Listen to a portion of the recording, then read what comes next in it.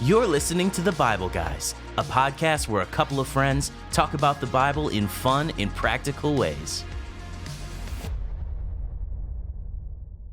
Welcome to The Bible Guys. We sincerely welcome you. Yes, we are so grateful that you decide to keep coming back every day. And we're sincere about it. We are sincere.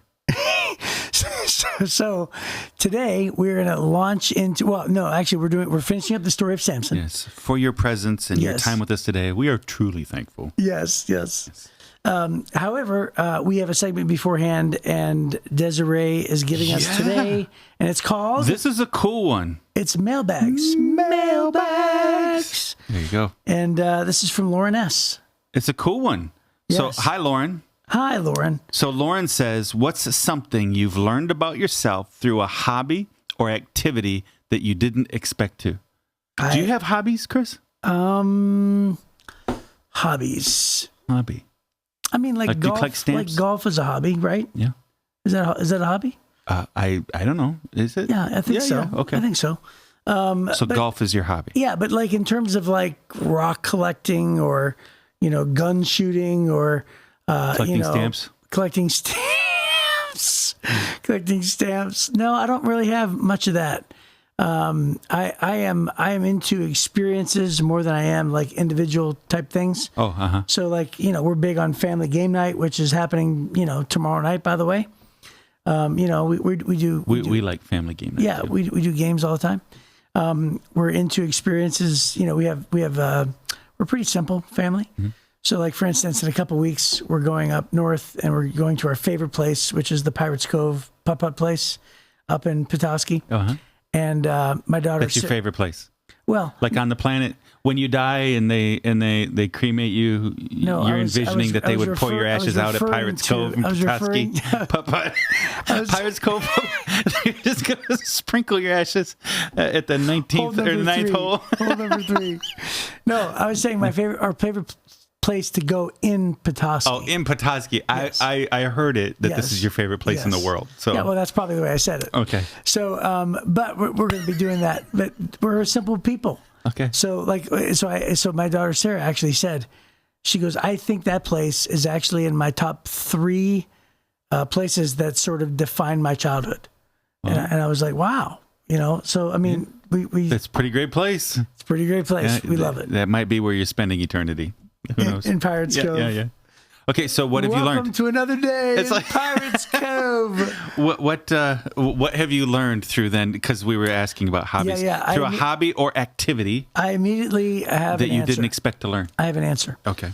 I thought that doing things would cure me of my fear of heights, but it has not at all. Oh, like ropes courses or being up high. I have jumped out of 3 airplanes.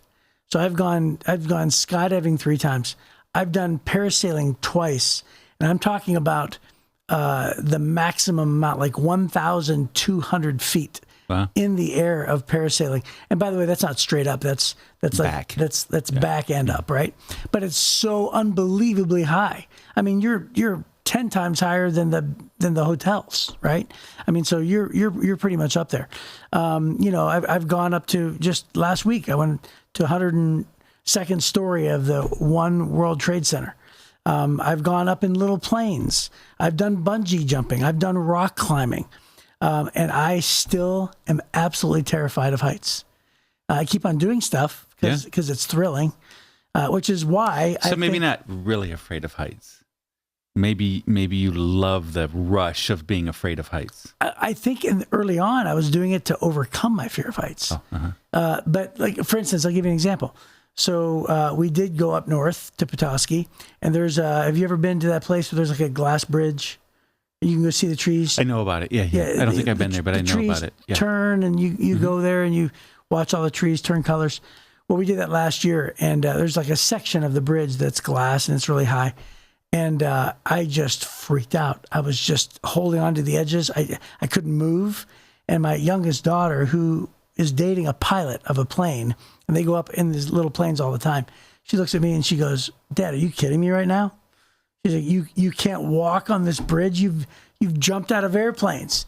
And I'm like, I'm just terrified. And it's really not that scary. Right. And yet I'm terrified. Well, that's what you learned, is that you didn't overcome your fears. That's correct. You just indulge in them. Yes. Yeah. Wow. That's very, very enlightening. Super exciting. Well, remember when you said you went balloon riding? Yeah. Hot air balloon? Yeah. I wonder if I could handle that. It's really incredible, incredibly peaceful. Yeah. Yeah. I just wonder if I could handle it. Yeah. So I like to hunt, right? White-tailed deer, pretty much anything, but I enjoy hunting. But for a kid with ADHD, it was really weird to find out that I can sit in the woods for 5 hours without moving, right? And that there's something very cathartic about being in nature for me that just calms me down. Because there's no place else in my life that I can just be in a place for, 5 hours without moving or talking or doing anything. But when I get out in the woods, it's just a surprise to me that I can sit there. I have a lot of focus, a lot of clarity. Yeah, that's what you learned. A lot of peace. Yeah, so that's what I learned. Now, do you get a lot accomplished in your thinking? Like you think through things? Yeah. I really have a lot of clarity when I'm out in the woods. Sometimes, depending on where I'm hunting and whether or not there's a lot of deer stuff, I'll take a New Testament with me. And I've had, I don't know, probably 10 hunting seasons where I just read through the New Testament during the 3 or 4 day period that I was hunting or whatever. So that's nice. But then even if I don't bring something to read, which I normally don't, I mean, out of all my seasons, maybe I've done that 10 times, but just sitting and thinking, it's really amazing how to sort out the thoughts. And I feel like I have more clarity sitting in the woods than I have clarity anywhere else in my life the whole rest of the year. Wow. So, yeah. That is pretty incredible, yeah, actually. It's kind of a weird thing. I don't know why. Yeah, well, I mean, it is pretty clear based on books that we've read and studies that have been done that people are wired, to feel even connected to God. That's a spiritual pathway, is nature. Right, yeah. Right? Mm-hmm. So there's something about our relationship with this planet. Mm-hmm. So when I remember going to it was a seminary class, I think, and they said we were created for relationships. And it said there's 3 relationships. And I thought, what? 3? And this professor said, our relationship with God is primary, our relationship with others. And I'm thinking, okay, that's the great commandment, right? Right. So what the heck is he going to say? And he said, in our relationship with this planet. And I thought, what? How could you include that? And he said, well, think about it. He goes, you think it's by accident that we breathe in oxygen and breathe out carbon dioxide, and the trees breathe in carbon dioxide and breathe out oxygen? He said, you think that's an accident? Right. He goes, God created us to have a relationship with this planet. Things grow from the ground that we plant, that we eat. He started just going on and on and on and on. And I started thinking to myself, oh, that is correct.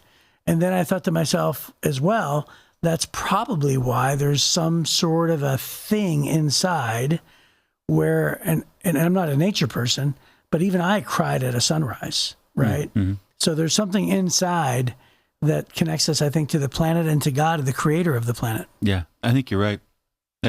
I do have a very strong sense that humanity was not made to live in concrete grids, mm-hmm. in houses where you push the button and the door comes up and you just drive into the garage and close it and go in and pull the blinds. And right, I have a very strong sense that is not a natural state for humanity. And I think that over time, then, our offices, our computers, our screens, the way we build our homes and our little communities and all these things are not natural. And I think that they ultimately build up a lot of stress. I think that nature, for me anyways, releases a lot of stress. Yeah. So a hike, a climb, sitting in the trees, hunting in the woods, whatever, those things are very, very cathartic. And I feel like I recenter when I'm out there. Yeah, so it's a big learning for me. Well, side note, I shouldn't have started. Am I boring you? I'm boring you to death. I shouldn't have started a sentence when I was yawning. Side note, sitting in the woods for 5 hours sometimes and doing absolutely nothing as a high extrovert sounds like the worst thing ever. Yeah. But we went over our time. Yep. Yes. Well, this isn't a super complex chunk. That's true. Right. In the scripture, yep. So we're finishing up the life of Samson. If you remember yesterday, if you were with us on the podcast, Delilah finally gets word out of Samson as to where his strength lies. He still hasn't cut his hair. And so she cuts his hair. Philistines come in. They arrest him. He stands up, not knowing that the Spirit of God had left him. They wind up gouging out his eyes and putting him in prison. But then the Bible says before long, his hair began to grow back, which is kind of a hint at what's coming. Dun, dun, dun. Dum, dum, dum. That's where we ended. Dun, dun, dun. There you go. So then it continues. It says, the Philistine rulers held a great festival, offering sacrifices and praising their god Dagon. They said, our God has given us victory over our enemy Samson. When the people saw him, they praised their God, saying, our God has delivered our enemy to us. The one who killed so many of us is now in our power. Half drunk by now, the people demanded, bring out Samson so he can amuse us. And so he was brought from the prison to amuse them, and they had him stand between the pillars supporting the roof. Samson said to the young servant who was leading him by the hand, place my hands against the pillars that hold up the temple. I want to rest against them. Now the temple was completely filled with people. All the Philistine rulers were there, and there were about 3,000 men and women on the roof who were watching as Samson amused them. Then Samson prayed to the Lord, sovereign Lord, remember me again. O God, please strengthen me just one more time. With one blow, let me pay back the Philistines for the loss of my 2 eyes. Then Samson put his hands on the center pillars that held up the temple. Pushing against them with both hands, he prayed, let me die with the Philistines. And the temple crashed down on the Philistine rulers and all the people. And so he killed more people when he died than he had during his entire lifetime. Later, his brothers and other relatives went down to get his body, and they took him back home and buried him between Zorah and Eshtaol, where his father Manoah was buried.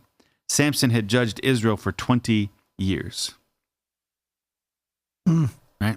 There you go. Yeah, there it is. And you love that when I say that. Well, there you go. There you go. So I think that the redemption factor is what I love about this. Samson has finally, gotten to the place to where he is willing to sacrifice himself. So in the first 3 chapters of, Samson's life, in Judges, it's not the first 3 chapters of Judges, but it's the last 3 chapters we read. We basically demonstrated that Samson only cares about himself, puts himself as the center, only thinks of himself or about himself, all those different things. But now that he's trapped and he has his eyes gouged out and he's, in the temple of Dagon, he says, okay, God, if you give me strength one last time, and really, here's what he's essentially saying. He's saying, I will sacrifice myself for the mission that you created me for. That's what he's saying. Yeah, finally. Because he knows the mission is war. He knows the mission is a war against the Philistines. And so he says, okay, I'm going to take these Philistines out, and if you'll just grant me this, and he knows he doesn't deserve it. He knows that he hasn't earned it. And so what does he do? He just depends on God and his mercy. And God is in the position to where God could have definitely said, nope. Yeah. In fact, you deserve to be tortured. And which obviously that's what they were doing. They weren't giving him a swift and quick death. Right? They're putting him on display. Yeah. Which means he's a circus clown now. He's a circus clown, which means you better believe that their intention was probably to make him suffer more before he died. And so God could have very well said, what you've earned, Samson, is not what you're asking. But Samson says, please, God. And so what does he do? He sacrifices himself. And it's just a beautiful picture of redemption, even in the Old Testament, where, God is being merciful when he doesn't have to be merciful. And Samson then finally learns his lesson. Yeah. It's really incredible. With Samson, so 3,000 Philistines died that day. Yes. And then he killed 1,000 with the jawbone of a donkey. Which, by the way, that's a pretty big temple. Yeah. And he killed 1,000 with the jawbone of a donkey, and then he killed some more. Right. But like you said, he was built for war. Mm-hmm. As a matter of fact, God had told his parents, Samson is going to deliver the people. I mean, he's going to fight against the Philistines. He's going to be great. But what did he get? 4,500 Philistines? Right?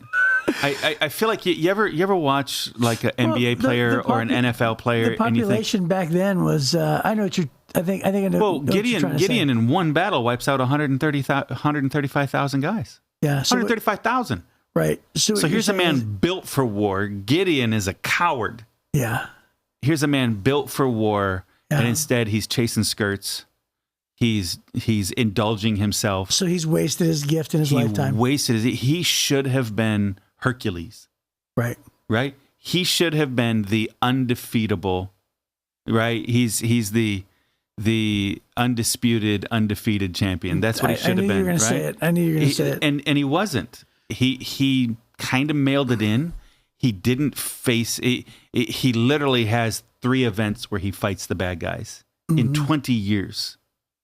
And so what he was built for and what he did, and you know, you've seen it before. I've seen, man, I hate to say, there's a basketball player that played that was drafted by Detroit a number of years ago that I think is one of the most talented guys that ever made it in the NBA. And I mean, he's a Hall of Famer now, but you just felt like if he had had a killer instinct like Jordan did maybe or whatever, he could have been so much greater. He'd get his points. He didn't really elevate the rest of the team too much. He went on, played in a couple other teams. He had a couple of injuries. And I just feel like when you watched his career, I felt like you looked at it and went, oh, he had so much more in him. Mm-hmm. Right?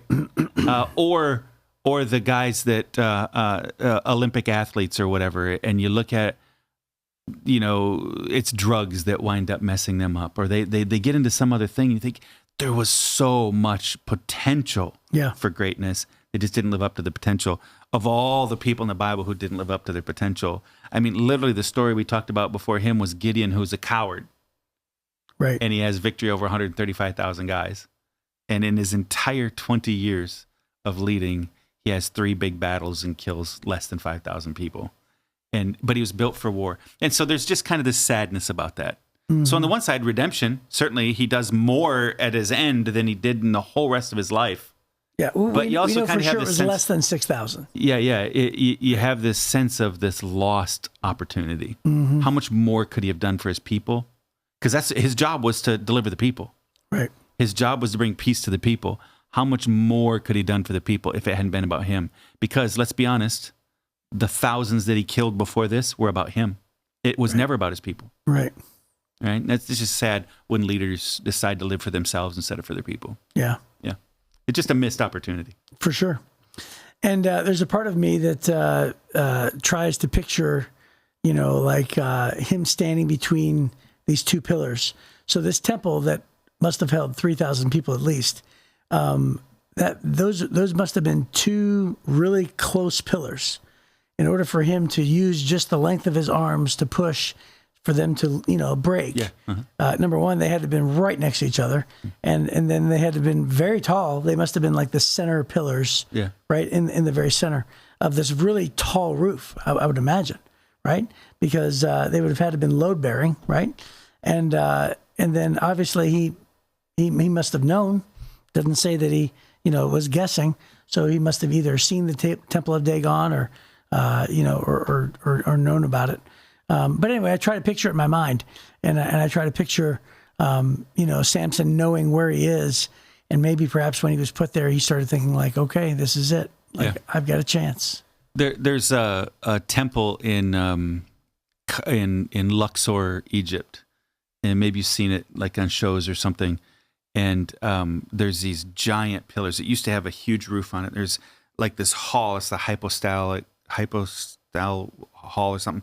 But these giant pillars, I'm telling you, they're like this big around. They're all carved with hieroglyphics, and I can almost reach between the pillars, right?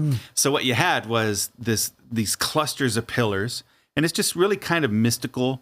There would have been torches hanging, and it's kind of walking around. But, you know, so you'd have aisles, but then the pillars, there'd be rows of pillars, and I could almost, not quite, but almost reach them. And when I was in there, I was thinking, this is what Samson, right? So there was probably an arch or some kind of a big open space between the clusters of pillars. But if you had been able to get by either set of these clusters of pillars, if you get between 2 of them, knock them down, it probably would have caused a cascading thing. So when I was in there, I thought, oh, I bet that's very similar to, you know, just a little bit closer, and a big guy could have touched him. I was going to say a big guy, right? Yeah. What if he was 6'6"? Right. Right. And he had a 80-inch wingspan instead of 71-inch wingspan or whatever. Right. He probably could have done it. Yeah. Yeah. Yeah. Which is a lot of strength, by the way. Yeah. Yeah. So, just to be stationary and push like that. Well, here's another thing in here, and that is the people of Dagon. Wasn't Dagon, what I started speaking before I realized. Yeah. Dagon was... wasn't, but no, I am right. Isn't Dagon the one where you sacrifice children? No. Oh, that was Molech. Yeah. Yeah, it was Molech. Dadgummit. Yeah, Dagon was often depicted as a fish or as grain. Oh, yeah. Or as a fish animal, kind of a mix. Yeah. And he was a fertility and agriculture kind of a god. Okay. Yeah. Okay. Well, I tell you what, I definitely think that Samson is a great character. He's probably the closest thing that we have to an actual superhero in the Bible because he was blessed with super strength, right? And yet it's kind of sad when we get to the end of his life. Yeah. Just looking at it. So there's a really powerful note. I think we can end with this. There's a couple of notes about Samson in the Life Application Study Bible. It says, Samson, the mighty warrior, became a slave. Rather than kill him, the Philistines preferred to humiliate him by gouging out his eyes and making him grind grain. Samson now had plenty of time to wonder if Delilah's charms were worth spending the rest of his life in humiliation. Oof, that's rough. Yeah, that is rough. Although God did not completely abandon Samson, he did allow Samson's decisions to stand, and the consequences of his decision followed naturally. We may choose to be close to God or to go our own way, but there are consequences resulting from our choice. And Samson didn't choose to be captured, but he chose to be with Delilah, and he could not escape the consequences of his decision. So blinded and without strength, Samson was taken to Gaza, where he would spend the rest of his short life. Gaza was one of the 5 capitals of the Philistines, known for its many wells. Gaza was also a vital stop along a great caravan route that connected Egypt to the south with Aram to the north. The Philistines probably showed off their prized captive, right? So this would have been one of those bring him out, show him off to many dignitaries passing through. And it's interesting because Gaza is where Samson had demonstrated strength by tearing up the things, right? And God brought him back there and said, okay, you always took all the credit. So in the place where he took all the credit, now he's finally giving credit to God at the end. And so there's something special about that. There's a redemptive component, even as God allowed the consequences of his decisions to stand, God still allowed him to have an impact and do some of what God had designed him to do. Okay. So I guess that part of the sermon is it's never too late, right? Never too late. Yep. Do something for God today. Yes. Even with a life wasted, supposedly, right? In air quotes. Yeah. So, okay. Well, that is our time. So we will see you next time, hopefully on the Bible Guys.